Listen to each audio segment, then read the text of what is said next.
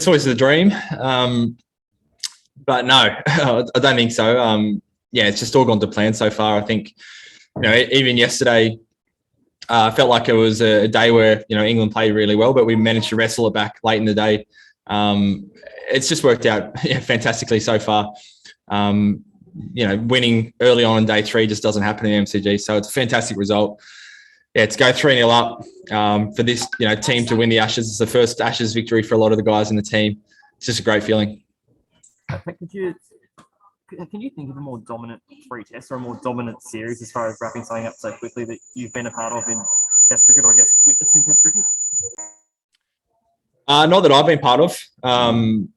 No, as I said, it's everything's gone to plan. It feels, I think our bowlers have been fantastic in that. I haven't even felt like there's been one session where it's really got away from us. It's just it's what dreams are made of. The way we've played. And I think outside of the actual results, there's so many other positives as well. We've been able to have a couple of debutants, really build a squad of, strong, 15 odd players. It doesn't just feel like a 3-0 victory. It feels like we're really setting ourselves up for the next few years as well. Malcolm Con. Many congratulations, Pat. When you were running around at Penrith a decade or so ago and your wicketkeeper brother was dropping catches off you, did you ever envisage that you'd be in this position? Thanks, Mal. I thought I'd better go and play a different league where there's better keepers. No, not at all. I grew up in the backyard watching, Steve Waugh, Ricky Ponting, those guys win Ashes series. It felt a million miles away from me playing cricket in the backyard, and here I am. A decade later, in that position. It's just it's madness. I think the MCG is a good reminder each year when you play that Boxing Day. The Boxing Day morning, you turn up, you do the anthems, and you've got a packed house. There's millions of people watching at home. It's a great reminder each year that you're part of Australian history, Australian cricket history, and it always takes me back to my childhood. So nowhere near what I could imagine my life would become as a young kid. And what does it mean now, sitting there now as an Ashes winning captain of Australia?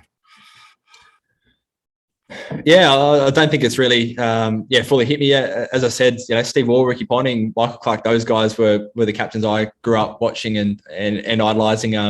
So to be in that similar position, it's just awesome. But hasn't fully hit me. I suppose when I think of what it means, I think more about what it means for our group of players. I think we've got 7 players in the top 10 in the world at the moment, 4 batters, 3 bowlers, and we probably haven't strung the performances over the last couple of years that we probably expected ourselves. So I think this really consolidates that we are a really good, strong Test cricket side. And as I said earlier, I think it's a good sign for the next few years. Thank you. Ben Horn. Yeah, congratulations for that. You mentioned, the great cricket team played, but obviously the summer started in very difficult circumstances with Tim Payne and obviously a lack of preparation as well. And you were coming off last summer against India where things didn't go to plan. So, I mean, how have you been able to put it together so well to, turn things around with all those other things going on? Yeah, I'd say in amongst that, there was a lot of positives as well. I think winning the World Cup in Dubai gave the whole Australian cricket a belief that we are, right up there in terms of, teams around the world. In terms of preparation, I think at times that can be overstated. We've played a lot of cricket over here. Our players, for the most part, are really experienced. We gave us a couple of week block to warm up in the nets and centre wickets. But in terms of, shield cricket and all those things that might be a traditional preparation, we've felt pretty well placed without that being an option. As I said, I think we went into the series really confidently. Losing Paney, that was obviously not ideal. But it was, business as usual. We felt for Tim. Wish he was there playing alongside us, but as soon as that wasn't going to be the case, we had a job to do and a lot of really confident players around that. And Pat, Justin Langer expressed a desire to continue as coach after this series, after this contract, and off the back of a World Cup and an Ashes win like this. Would you be supportive of that?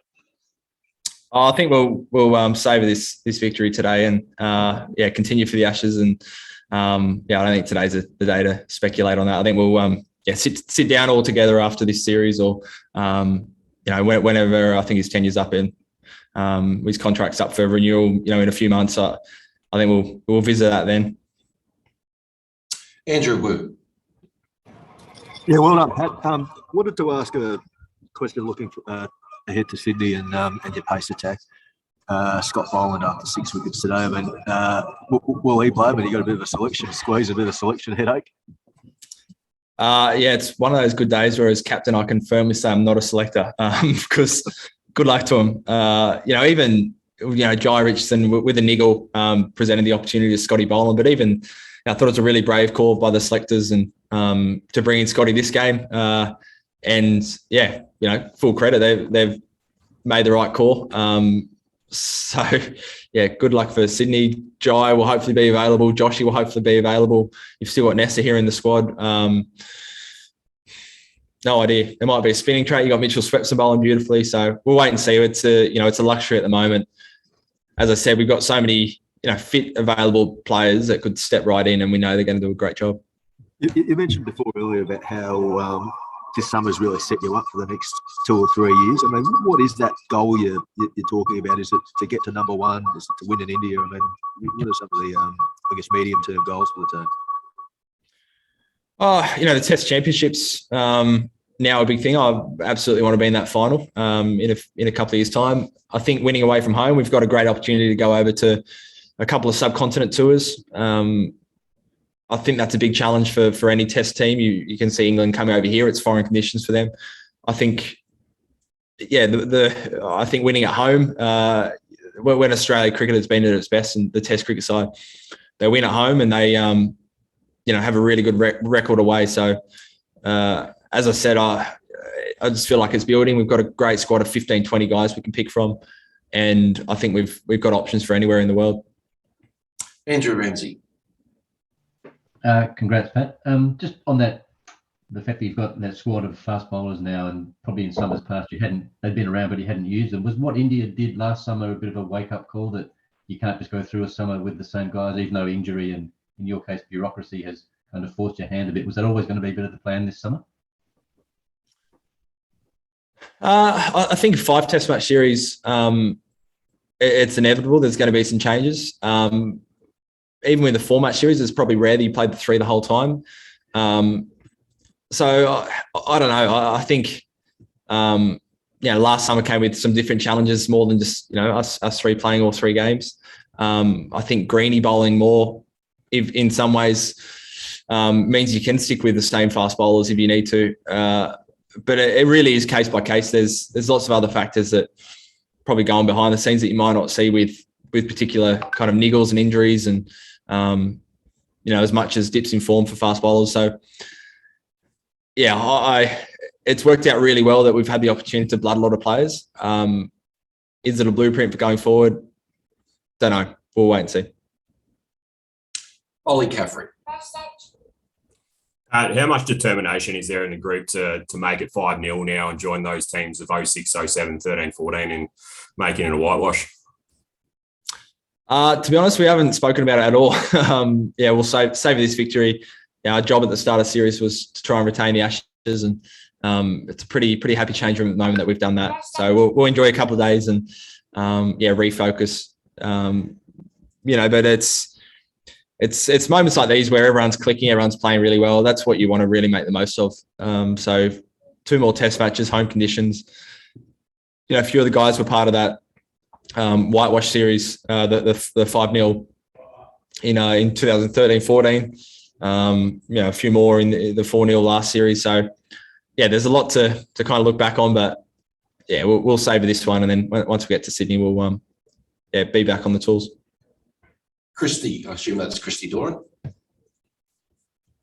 Yes, it is. Hi, Pat. Can you tell me what would be the benefit, looking ahead to the subcontinent tours, the benefit of blooding another person, Mitch Swepson? Sorry, the lights are gone. I think first test match is a pretty daunting, nervous experience for anyone. So, once you play one, other than probably Scotty Boland, your next one's probably going to be a little bit better. You're going to be a little bit more sure of yourself. So yeah, if Swetson debuted and then suddenly he's off to a subcontinent tour, you'd think, yes, experience is a good thing. Just about every player that's ever played gets better the more they play. But we'll wait and see. It's a Ashes series where we're going to pick the best 11 that we think is going to win that test match in Sydney. He's been absolutely brilliant around the squad. He's part of the T20 winning squad as well over in Dubai. He's fantastic. He trains the house down. He bowls beautifully in Shield cricket, and he'll definitely get a chance one day. And we know once he does, he'll take it. He'll be ready to go. Thank you. Harps. Hey, Pat, congratulations. Could you give me some insight into what Scott Boland was like as a character over the last week, how he kind of fitted into that, the team ethic, and also kind of your feelings on that debut and what that meant to you and, your overall impressions of how he went? Where to start? I think with someone like Scotty, when you bring in an experienced player, why they're so valuable is it's not only their on-field performance, but they're very level. They've been through highs and lows of a professional sporting career, and just really measured. So he's been really calm, confident in his own ability, and just brilliant around the squad. He actually quarantined with us for 2 weeks when we went up to the Gold Coast a couple of months ago. So he's spent a good amount of time around the team, bowling to some of our test batters. So it's been a really good process the last month leading into this test match. And I think, obviously incredibly impressed the way he bowled in the first innings and this one in particular. But I suppose we're not overly surprised. We knew he was going to do a great job for us on the MCG. Probably surprised that he took 6 for 7, but he did what the selectors, picked him for. Just fantastic.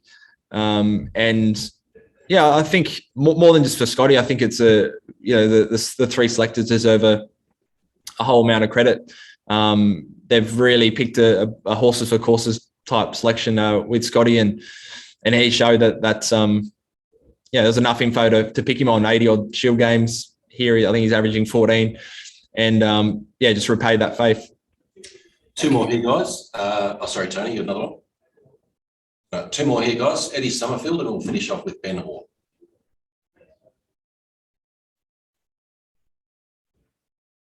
Can't hear you, Eddie. We'll go to Ben Hall.